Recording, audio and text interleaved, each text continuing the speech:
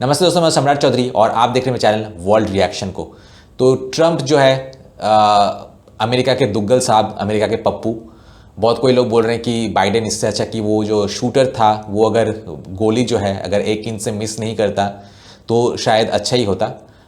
It's मतलब मेरे लिए अभी तक भी मैं बोलूँगा कि Trump is comparatively better than Biden. चलो ट्रेड में आप जितना वॉर करते हैं कर ले, इंडिया कभी झुकेगा नहीं। इंडिया के खिलाफ कितने बार ही सैंक्शंस वगैरह ये सब लगा है पास्ट में, इंडिया हमेशा जो है उससे निकल के आया। तो वो तो तब की बात थी जब इंडिया कंपैरेटिवली वीकर था। अब तो इंडिया काफ़ी स्ट्रांग है। तो ये सैंक्शंस ट्रेड वॉर जो है ये बेसिकली एक एक्शन रिएक्शन का मामला है, जो एक मतलब इंटरडिपेंडेंसी है उसके एक स्मूथ फंक्शन रन कर रहा था बेसिकली। अब अगर आप एंटरटेनमेंट पे, डिजिटल पे, सब कुछ पे अगर आप अभी तो फिल्म पे भी डाल दिया टैरिफ डालेंगे तो क्या है, मतलब अभी आज नहीं तो कल फिर इंडिया भी इसका रिटेलिएटरी एक्शन लेगा। हर देश ही लेगा बेसिकली, सिर्फ इंडिया नहीं। जस्ट दे आर वेटिंग कि कितना पागल ये हो सकता है, देख लेते हैं। जब एक लिमिट क्रॉस कर जाएगा तब एक्शन लेना हर देश ही जो है शुरू करेगा। क्योंकि आप अगर फॉरेन मूवीज़ के ऊपर 100% टैरिफ लगा रहे हो तो अमेरिकन मूवीज़ जो बाहर में बिजनेस करता है उसका क्या। आप सिर्फ एक तरफा देख रहे हैं कि हाँ टेक्नीशियंस जो है बाहर से आउटसोर्स किया जाता है, वो नहीं चलेगा तो अमेरिकन लोगों को जॉब मिलेगा। अमेरिकन लोगों को जॉब तब मिलेगा जब प्रॉफिट होगा। अब कमाओ अपने अमेरिकन मार्केट से, जो बाहर के मार्केट है, जो कि इतना हॉलीवुड करते थे। हालांकि इनका पॉलिटिकल एजेंडा जब हॉलीवुड में घुसा दिया तभी जो है इनका हॉलीवुड फेल करने लगा है। तो कितना दिन तक जो तुम एक्शंस ले रहे हो टैरिफ लगा के, वो बाकी देश भी जो है वो तुम्हारे मूवीज़ बॉयकॉट करके, और जो तुम कमा रहे हो, बना रहे हो फिल्म यूएस में बट कमा रहे हो दुनिया से, उसका भी कुछ करना पड़ेगा। खैर यहाँ पे कोरियन मीडिया जो है, कोरिया के लोग हमेशा इंडिया की बिचिंग भी करते हैं और फिर इंडिया से जेलस भी रहते हैं।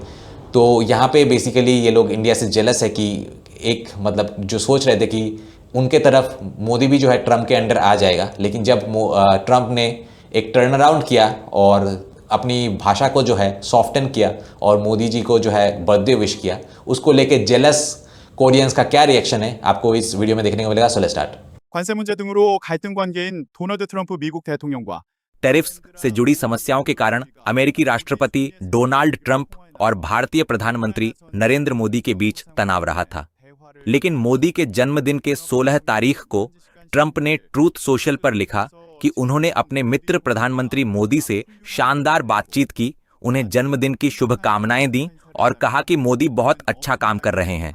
उन्होंने यह भी जोड़ा कि रूस यूक्रेन वॉर को समाप्त करने में मोदी के सपोर्ट के लिए वह आभारी हैं। वहीं मोदी ने एक्स पर लिखा कि भारत और अमेरिका की कॉम्प्रिहेंसिव ग्लोबल पार्टनरशिप को नई ऊंचाई पर ले जाने के लिए वह पूरी तरह प्रतिबद्ध हैं और यूक्रेन कॉन्फ्लिक्ट के शांतिपूर्ण समाधान की ट्रंप की सोच का समर्थन करते हैं। 평화로운 해결을 향한 당신의 구상을 지지한다고 밝혔습니다. ऑब्जर्वर्स ने यह भी कहा कि दोनों नेताओं ने संभवतः भारत के रूसी तेल इंपोर्ट्स को लेकर भी किसी हद तक समझ बनाई है। पहले अच्छे संबंधों वाले दोनों नेताओं के बीच ट्रेड नेगोशिएशंस के कारण ठंडापन आ गया था और अमेरिका ने कड़ा विरोध जताया था कि भारत का रूसी तेल इंपोर्ट्स वास्तव में रूस को वॉर के लिए फंड्स उपलब्ध करा रहा है। 강하게 문제를 제기해 왔습니다. 트럼프 대통령은 राष्ट्रपति ट्रंप ने भारत पर 25% का रेसिप्रोकल टैरिफ लगाने के बाद रूसी तेल इंपोर्ट पर अतिरिक्त 25% और जोड़ दिया, जिससे पिछले महीने की 27 तारीख से कुल टैरिफ 50% हो गया। लंबे समय से रुकी हुई दोनों देशों की ट्रेड टॉक भी फिर से शुरू हो गई है। ब्लूमबर्ग के अनुसार अमेरिका और भारत के डेलीगेशंस ने उसी दिन भारत की राजधानी नई दिल्ली में ट्रेड टॉक्स की। भारतीय सरकार ने एक बयान में कहा कि दोनों पक्षों ने ट्रेड एग्रीमेंट तक पहुंचने के प्रयासों को तेज करने पर सहमति जताई। बातचीत पॉजिटिव और फॉरवर्ड लुकिंग रही और इसमें ट्रेड से जुड़े कई पहलुओं को शामिल किया गया। भारत स्थित अमेरिकी एम्बेसी ने भी बयान में कहा कि दोनों पक्षों के बीच हुई बैठक पॉजिटिव रही। 미국 대사관도 성명에서 양측이 긍정적인 회담을 했다고 밝혔습니다.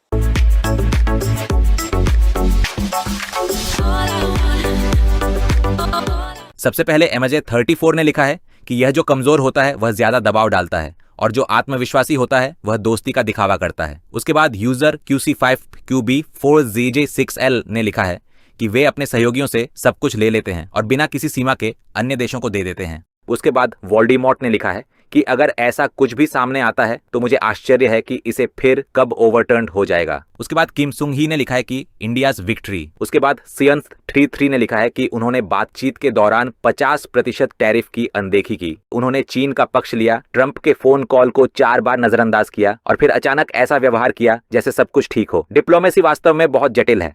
उसके बाद पर्सियस 3362 ने लिखा है कि यह बदलाव कितने समय तक रहेगा। उसके बाद लाजरस ने लिखा है कि ट्रंप मजबूत के सामने कमजोर और कमजोर के सामने मजबूत है। रूस, चीन, भारत और उत्तर कोरिया परमाणु शक्तियों से सतर्क रहते हैं, जबकि वे फियरलेस होकर कमजोर दक्षिण कोरिया और जापान से शक्ति की धमकी देते और जबरदस्ती लेते हैं। उसके बाद किम यून ने लिखा है कि नॉर्मल प्रोसीजर्स के माध्यम से बातचीत का अधिकार पाने के लिए आपको मजबूत होना पड़ता है। अगर आप कमजोर व्यवहार करते हैं तो ट्रंप का मूल मंत्र यही है, मुझे यह दो, मुझे वह दो, इसे भूलना मत। उसके बाद एसओएस जेन फॉर वेंट्रू ने लिखा है कि ट्रंप के पास कोई रियल आइडियोलॉजी या थॉट्स नहीं है और वह ऐसा लगता है जैसे उसके पास पैसा होता तो वह शी जिनपिंग से शादी कर लेता, चाहे वह कम्युनिस्ट हो या ना हो।